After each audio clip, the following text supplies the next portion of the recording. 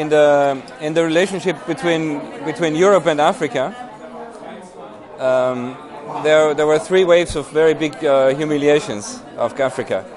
The first one was slave trade, the second was colonization, and the third one is globalization. And those three things in history, those three epochs in history are very similar, you know, because slave trade was a form of globalism. In colonial times there was slave trade inside of it. It was also a global trade thing, and inside of the globalized area there's also forms of slavery. And what now it's called workers, but a lot of people still work like slaves. So these three phenomena are similar and similarly humiliating to Africa. And I was trying to explain in a simple way with a movie, with a documentary, this one phenomenon of colonization. What is it, and what is the mindset? What is the pathology of it, and what is the twist? It's very interesting, you know. And the most interesting, of course, is not that history is terrifying and people are dying. More interesting is what is our narrative to explain to ourselves what we do and why we do it, you know. That's the more interesting.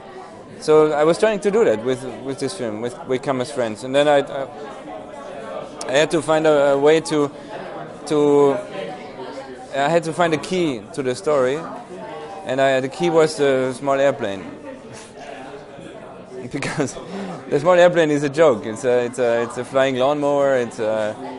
It was kind of a Trojan horse, you know, to come to places where we couldn't go. We were not invited to Chinese oil fields, and so the military camps. But also the plane is a symbol for many things. The plane is a symbol of the difference between the north and the south. It's a technical machine. It's a dominating machine. It's a machine that is maîtrisé, how do you say? That is ruling over time and space. You know, it's ruling over time and space. It makes time shorter. You can get some long spaces very quickly. The airplane is symbolizing violence in war. It's dropping bombs. The plane is a phallic thing. It's white, from the white people. It comes down on the black continent. So there's a lot of metaphors, also Christian metaphors connected to the plane, you know. This Christian, you know, crazy, ever-repeating metaphor which is used by the UN, that the planes of peace are white and they come down and they bring all these beautiful presents for the poor children and doctors and help and there's good things, you know. It's connected to goodness also, you know. To God coming from God, the sky. it's a monotheistic idea. It's even, I mean, it's not even symbolically. It's like directly, you know. Even if you see in Catholic churches, you see the angels with wings, and the UN come down with angel wings, bringing all these goods for the poor people. So it's all these crazy metaphors connected to one machine, which is airplane, you know, which is an airplane. And it's that's why I was using the airplane as the guiding line in the narrative, but also like, of course, destroying the cliche, you know, because my plane is not superior. It's not very phallic. It's like a joke, you know. So, but still, we were becoming ourselves colonizers, of course, you know, because we were kind of forced into uniforms because we didn't have pilot uniforms before.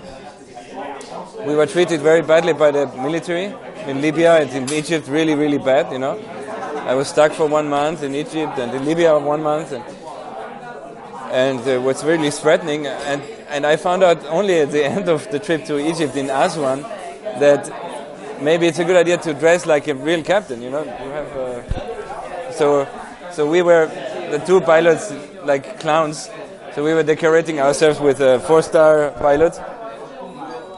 And the next time we landed with a military installation, the commanders would salute us, and and we were one of them, you know. We were idiots in uniforms like everyone else, you know. So we kind of mutated into colonizers in a very crazy way, you know.